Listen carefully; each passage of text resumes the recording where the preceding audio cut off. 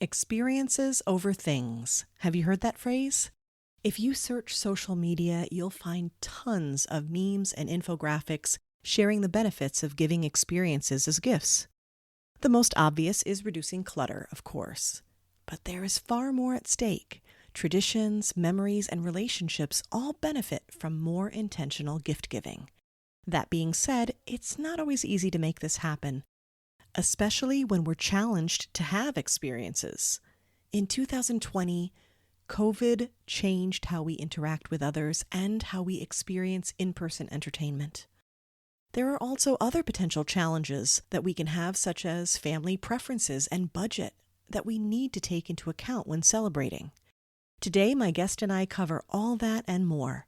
Our goal is to inspire you to give gifts intentionally in a way that will impact the giver and the receiver, all while keeping the clutter at bay.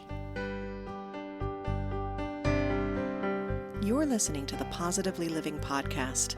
I'm your host, Lisa Zurwaski, founder of Positively Productive Systems and a coach certified in time and stress management, helping clients make space for what matters most in their lives. Join me each episode and we'll talk about decluttering, stress management, habits, personalized productivity, gratitude, and so much more. I understand the overwhelm of life because I'm a wife, mom to kids and cats, and a former caregiver. I'm here to help you choose what's right for you so you can do less, live more, and breathe easier. Sound good? Let's get to it. Giving gifts in a way that feels good to you, feels safe, works within your limits, and honors others requires some reflection. It requires some decluttering of your mindset around what it means to give gifts, and an understanding of your personal why, as well as the preferences of those to whom you're giving. This is all very doable, but I thought it might take a little guidance, and that's why I invited Katie Zurwaski to join me today on the Positively Living podcast. Katie Zurwaski is a professional organizer and blogger based in northeastern Wisconsin. Calling herself the decluttering queen, her goal is to help others discover the peace and serenity waiting for them underneath all that stuff.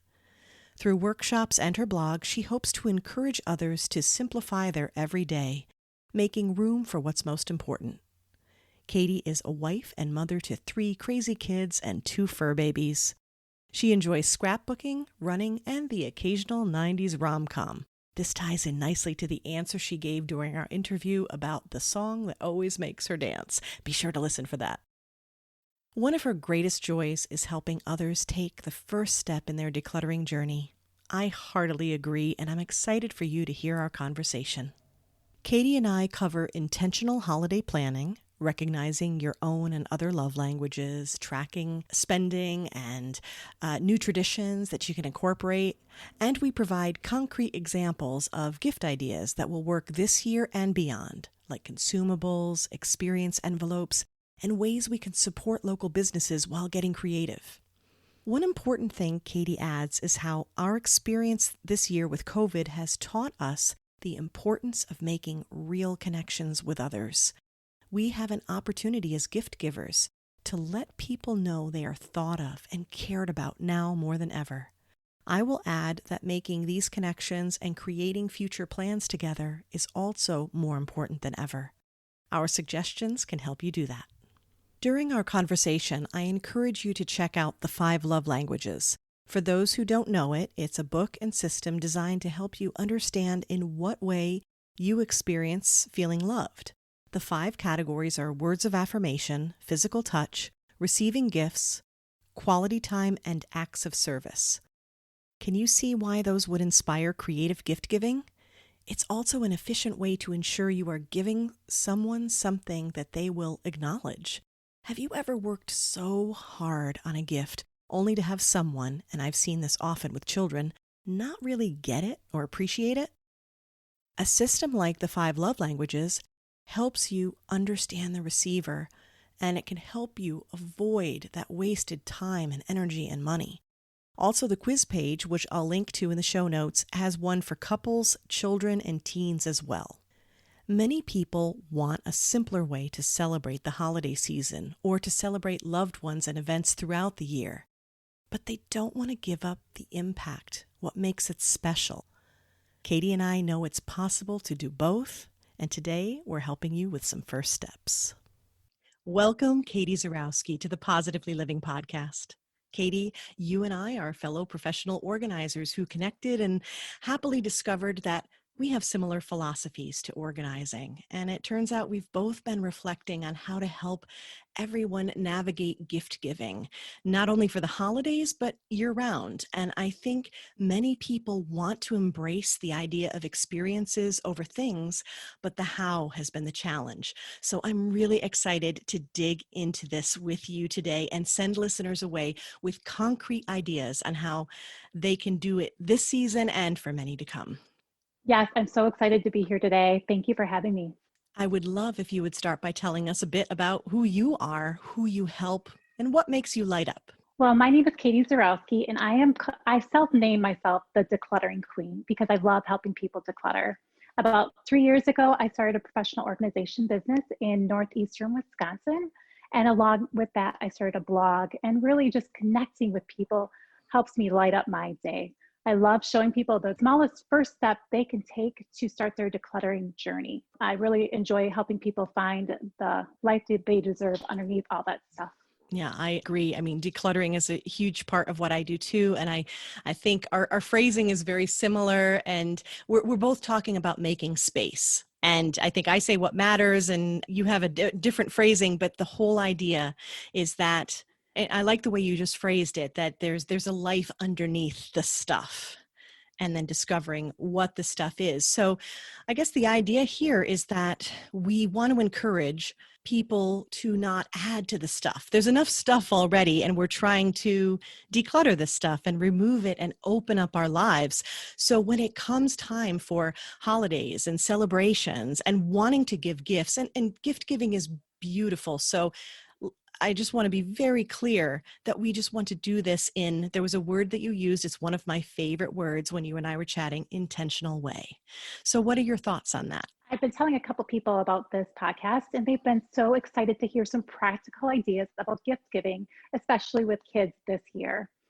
I think there's opportunity for both, not only to give actual gifts and toys and things that children will love, but also gift experiences as well, even during this COVID pandemic period. I agree. And I know there are extra challenges, and that's one of the reasons why we wanted to talk about this. And I've been mentioning this to a few people as well, and they've gotten very excited about it. So I think there's a need to have this conversation and to have a list and have ideas and really inspire.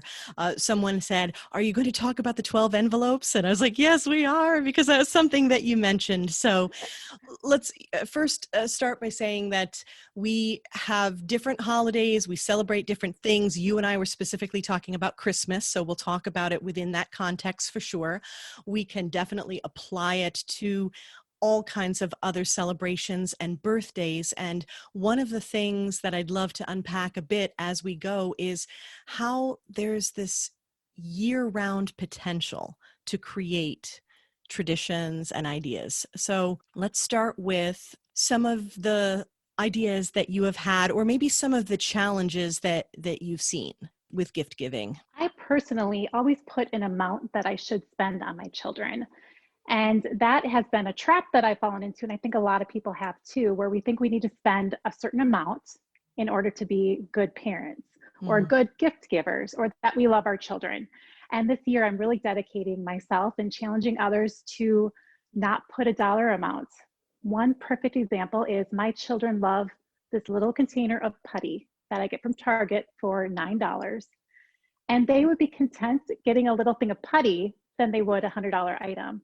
So I think it's all about mindfulness and really digging into what's most important and what your children really love, not what you think they're supposed to love. Yeah, and this I think is the perfect segue into talking about something that will make a great filter for, and this is what I talk about with decluttering, is when we have a filter. You just talked about mindfulness and what we value and what they love. And that's just so important, because what they love might not be what you love, and it can potentially make the best gift and the easiest gift. I will give you a personal example before I hop into the next idea that I have, which is my daughter's birthday. We just celebrated this week as you and I are recording. And you know what makes her happy? A cake with homemade chocolate frosting. Yes. Yes. It's that easy. And I've gotten good at it because I've done it repeatedly. But really, I mean, did she have a wish list? Yes, she did. But it was very practical. It was very reasonable. And we split it. You know, grandma got something and we got something, and her brother really thought about it. And, you know, she wanted some bandanas, which we got at the dollar store, and they're going to be useful. And the cake, well, it's a birthday. So that really works out well. And it's consumable too, which is fabulous. But the next thing that I wanted to get into that creates such a good filter along these lines you and I talked about is the 5 love languages. This is just one example, but it's understanding what's important to people and what they value, right? Yes, what you focus on expands. So let's focus on really what brings others and even more during the holidays and beyond. What you focus on expands. Absolutely. And so this is where, and I think this goes along with the mindfulness that you're saying, that you are stepping into someone else's shoes, right? And thinking for a moment, what would they like? What do they appreciate? So along the lines of the 5 love languages, and for those who haven't heard of this, and if you Google the 5 love languages, you'll find a quiz you can take, and you'll find all kinds of references and graphics. So they're words of affirmation, physical touch, receiving gifts, quality time, and acts of service. And the reason I bring this up is because when you start to understand someone else's love language, when you start to understand that that's important to them, that it makes them feel love, that's the whole point of gift giving, right? Exactly. You want to acknowledge them, Mm-hmm. right? And the time that they spent. So can you think of an example with your children where you were going in one direction with gift giving and then you kind of made that connection and switched it around and did something completely different? Yes, I can give a perfect example. I am a big thrifter. I love to thrift. So I found something my children would love. It was a Lego set that my son, I believe it was Harry Potter. Mhm. And my mind went to, why are you buying your son a used gift for Christmas? That is so tacky. And then I realized not only am I saving money, but I'm also giving something he would love. And it's really the thought that counts during this whole process. So I got over that hang up of spending a certain amount and only buying new to finding something that really works for him and that brings him a lot of joy. So that was one example in which we turned a mindset shift to really thinking about the thought. I love the thought put behind the gift. It's really the thought that counts. And it seems so simple, but it's so true. It absolutely is. There's a reason that that phrase has become, you know, like a quintessential phrase. But I think we use it sometimes almost in an apologetic way. So I like that you brought up the mindset of this. What's the expectation? It's almost as though we're placing that feeling that I call it the not enoughness when we're struggling with not enough. This is not enough. Why is it not enough? Right? You've put this expectation on yourself. Yes, I started doing a budget app for Christmas and for the holidays because I wanted to stay in a budget. And I also wanted to see how much I'm actually spending. Mhm. When you look at the amount, it is enough. It is enough for all of us. And it just gets expanded and expanding till you're spending hundreds of dollars on each child, and it's just not realistic. So a spending app has been a huge way to look realistically what I spend during the holidays. Yeah, that's a great tip. And I think so. One of the things you said was not necessarily having a dollar amount for giving gifts in terms of feeling like you have to reach a certain amount. But conversely, when you're talking about a budget app, now we're talking about saying, listen, you have a limit that's going to make you feel more comfortable, challenge yourself to work within it. And you know what's kind of cool about that is that that challenge makes you more creative. It makes you think more about the gift. Yes, I love the phrase both and. You can have both and still be happy. Like that. You can have a budget, you can say, I'm going to spend a certain amount, and you can really put a lot of thought into what you're gifting. And isn't that a great lesson for your kids too, when you said your son bought some bandanas from the Dollar Tree? What a thoughtful gift. And I think it's just the cutest thing ever.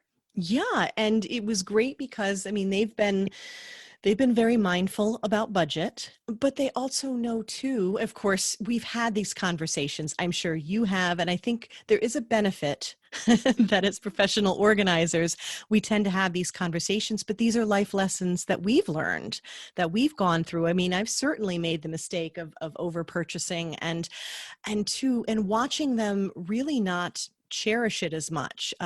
What she got from her brother in that moment was not just bandanas that she wanted. She got validation that he listened to something that she Love it. wanted.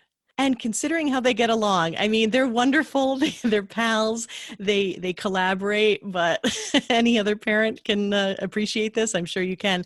But there are times when the two of them are at it, and it was such a great moment in honor of her birthday that he was like, I listened. I remembered you said you wanted this. And she's like, this is awesome. And then if he did find her a bonus item, but again, something he knew she would love and was like a specialty. And it was this really cool looking duct tape. And that's a whole different podcast episode on our love of duct tape and being creative with that. But yeah, the point is that she felt his appreciation. She felt that he was listening, and that's part of the gift giving that we do.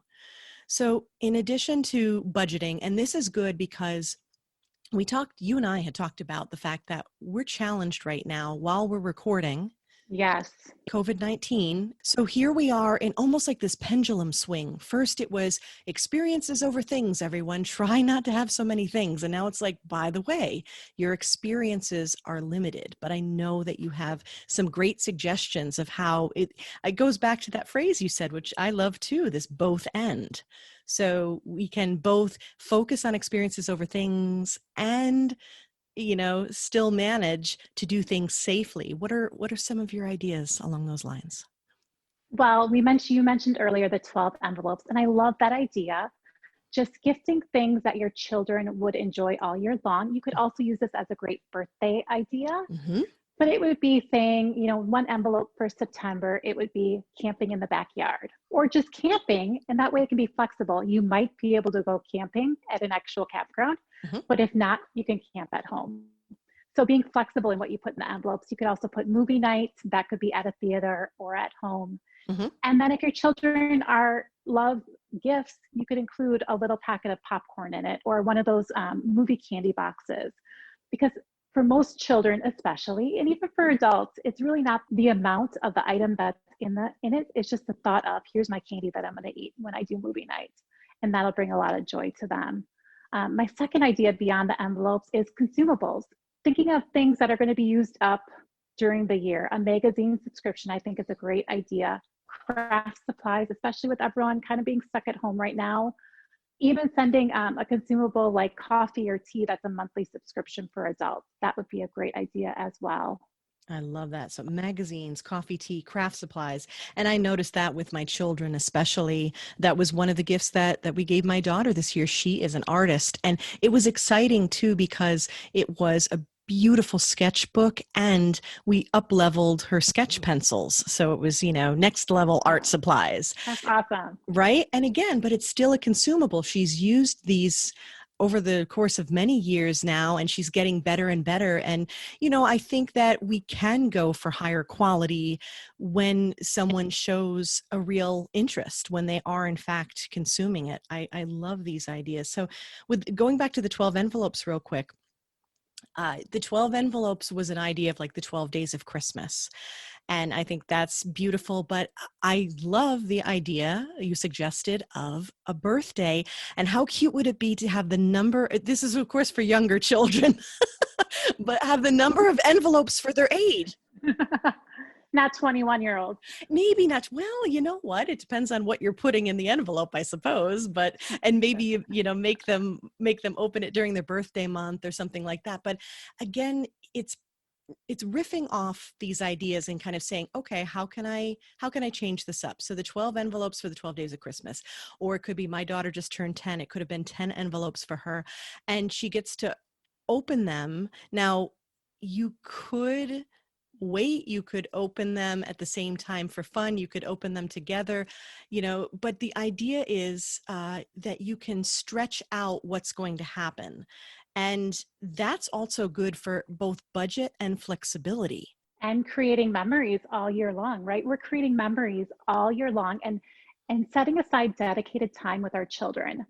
I believe I'm going to take this 12 envelopes one step further, and Yeah. that's going to be a gift for my entire all three of my children, not just one of them.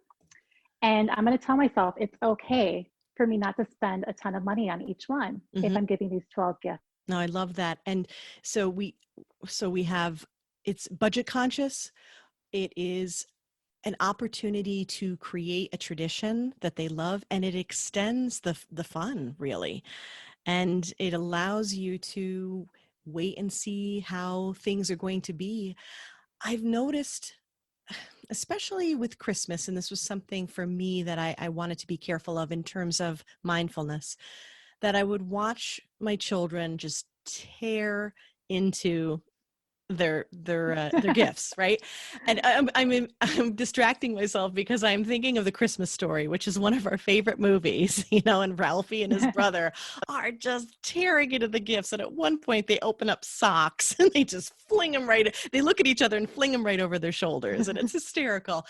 But the one thing I always wanted for them was to be in the moment with those gifts. And I would actually wait a while before encouraging them to open the next so they could enjoy it, and not just say thank you, but really enjoy it and be in that moment. So the fewer that we have, the easier it is to do that, to be able to take our time and really savor what we're receiving, right? Yes, I started giving my children one big gift and very, very few, which was hard for me to do, Hmm. but very few other little things that just take up space because you feel like you need to, right? Right. Because you feel like you need to. Yep.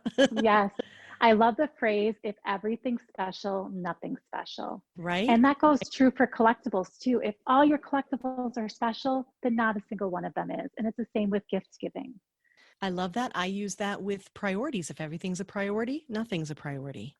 Oh, so true. Right? It's this, it all, see how it's all connected? Yes, Lisa, I know.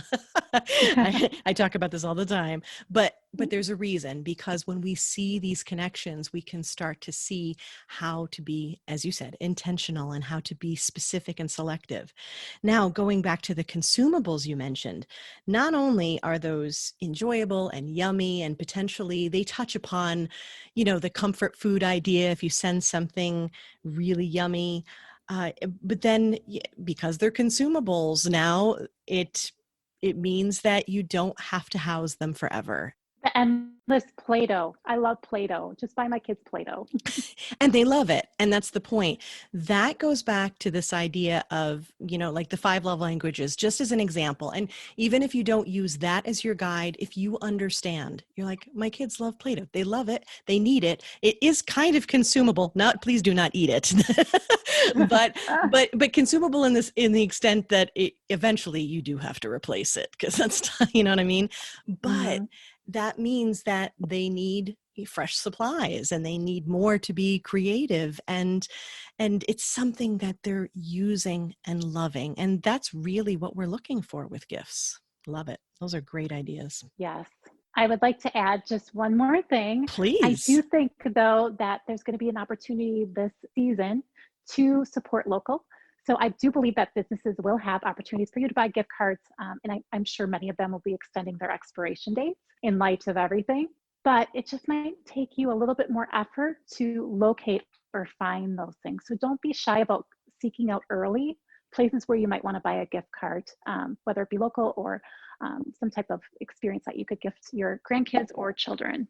That's a great suggestion that has multiple benefits. And that reminds me of what you said about finding secondhand items. That's another way that, we're recycling, in a way, upcycling, repurposing. And that's a beautiful thing. So it's like it's a bonus, basically. But again, coming back to what people will love, when you support local, you are supporting the local economy, which is so important. But they are also quite apt to work with you, do something extra creative.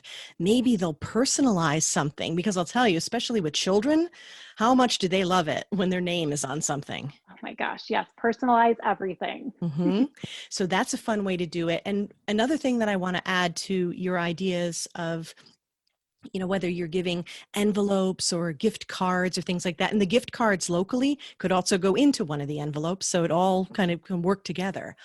But another idea, where am I going with this? I had an idea. Oh, that it was that when you want someone to be able to open something, and that's part of the gift experience. You can be creative. And you did mention something like this: if you add a popcorn packet or something to an envelope or things like that.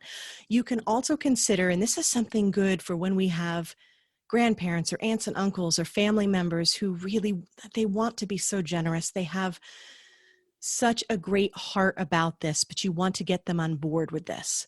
Here's one example, just off the top of my head, is you focus on something like ice skating lessons, and then maybe ask grandma or grandpa, or to get the ice skates to go with it, or maybe get the skating rental. And then sometimes a fun way to incorporate this, depending upon the age of the child, is also to incorporate a book or a resource about this thing, this experience. And that can help, I guess, help them visualize what's going to happen when you want to have them, see that the experience will be coming up, but it's not right in front of them. It's not something that they can unpack. I love that.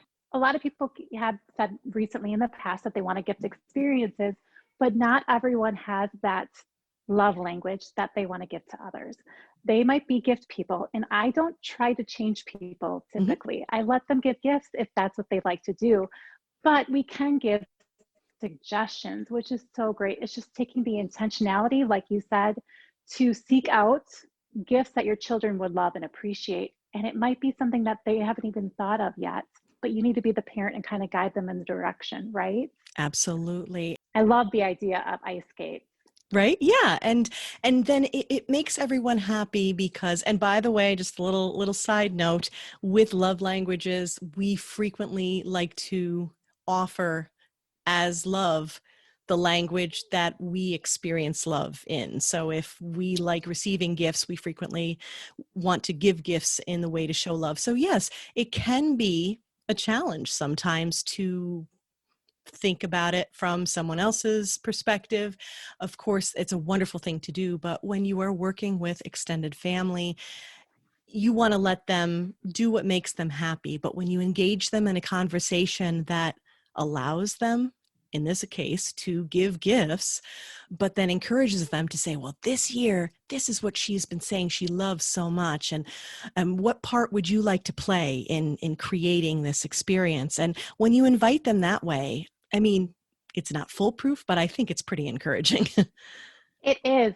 People really like suggestions. I don't like thinking up gifts a lot of the time. It's very difficult for me. So if Yes. someone says she would really enjoy this, I am right on it. I am going to Amazon, I am finding that item, and I am ordering it right away. Absolutely. I've seen this so many times where someone will come to me because, I'm mom. So I'm not only the keeper of gifts, I'm the keeper of gift ideas. And here's another tip. And this goes along with what you were saying when you're looking for places that are local and trying to support in that regard, and exploring what's out there. Keep a notebook year round, Yes. right? As conversations come up for me Yep. personally, I will use either notes in my iPhone, or Evernote is one of my favorite places because I have notebooks for my children. And that I also keep the sizes of what they're wearing. That will change. So each time something changes, we get to back to school time and they buy new sneakers and I'm like, what size are you wearing now? But I keep track of all that. And every time they say something, and it is super fun when we get to, like, let's say Christmas, and they had said there was something that they wanted. Now, I do double check, I do my due diligence, a little recon to see if that's passed by, because there are trends. But yeah, keeping those notebooks or notes, that helps a lot. You will not remember. You will tell yourself you will remember, and you will not. And inspiration comes at the weirdest times. So yes, I also keep it in my notes, or if I have that holiday app, Mhm. you can put gift ideas in there as well. So that would be another option. Oh, that's a great idea. Okay, yeah. So holiday apps, I'm sure there are things for me using Evernote. The other thing that I will do is if I see inspiration in person, for some reason I'm shopping and I'm like, oh, that's interesting. I'll take a picture. Now, I mean, now we can take notes and keep them multimedia style. So those are all great ideas. All right. I think that's good. Did I forget to ask you anything, or is there anything else you'd like to add to this list of ideas? The one part I wanted to touch on was just with COVID and everything going on, I really think there's going to be a need for connection Mm. this year. And it might not be in person, but I still believe that we can let others know that we're thinking of them and that we love them during this difficult time, because we might not be able to spend the holiday season with them. So being intentional about reaching out to those people, whether it be a card, a phone call, a bouquet of flowers sent their way, can really make all the difference, and how much joy they have in the season, and also how much joy you have in your heart for the season as well. Oh, I think that's beautiful. Thank you, Katie. And I would add to that that this is where you can match up this idea along with taking things in stages. So that card or that bouquet to say, we're thinking of you, let's plan this video chat for this time. And then we are planning, hopefully in the spring, to do this thing next. And then we'll try to get together, again, as long as it's safe and taking, depending upon what's going on, but you can start to make plans with them. And when you engage in that way and express gratitude for them and make plans, you're still creating memories. It's sort of the pre-creation time. And it gives people hope. I Yeah. think when you start making plans for the future, and hope is all we want right now. And we know that everything is up in the air and everything's fluid, but just having that hope can be a wonderful thing. Oh, I love that. Thank you. All right, let's have a little bit of fun and a little more inspiration in wrapping things up. And I'm sure there'll be some more good tips that happen in here as well. So, for starters, just flat out fun. Would you please fill in the blank, the song that always makes me dance? Hangin' Tough by New Kids on the Block. I am a 90s girl through and through. That is fabulous. There were these cardboard cutouts in the local mall when I was in college. So I'm going to give a shout out to my roommate, Heather, and the pictures that we took with New Kids on the Block. Okay, yeah, I better stop while I'm ahead here. I did meet Donnie Wahlberg in person, and he gave me a hug.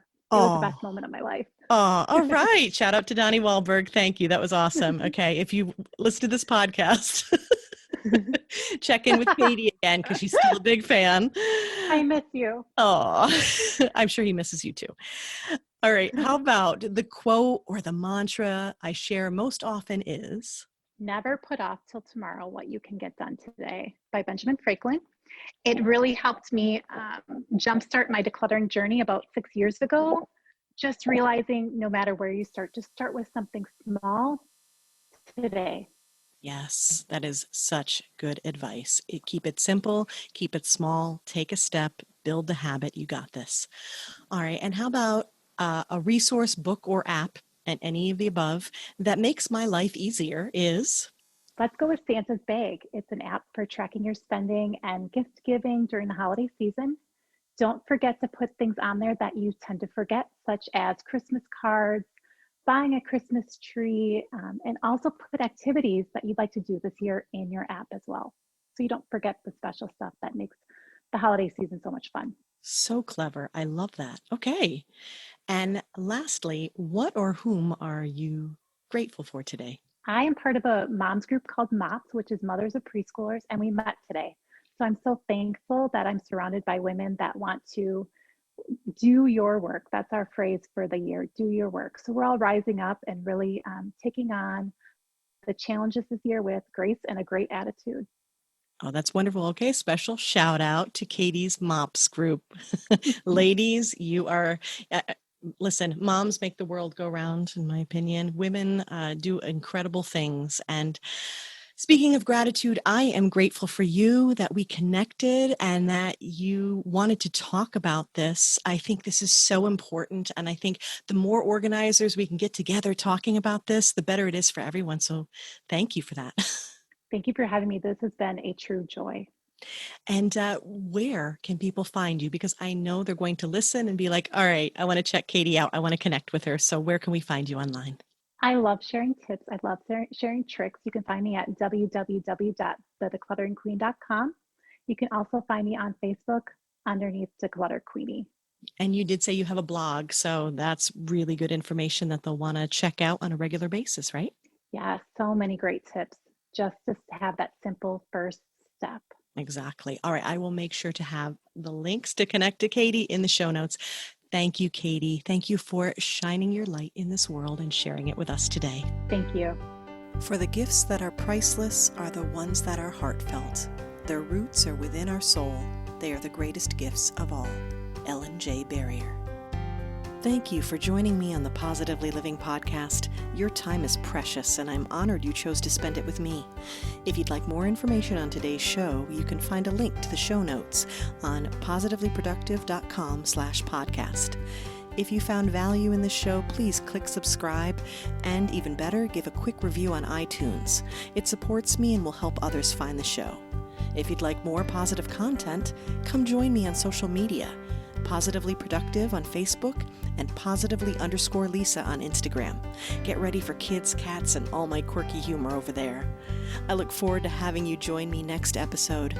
Until then, keep it positive and keep making space for what matters most.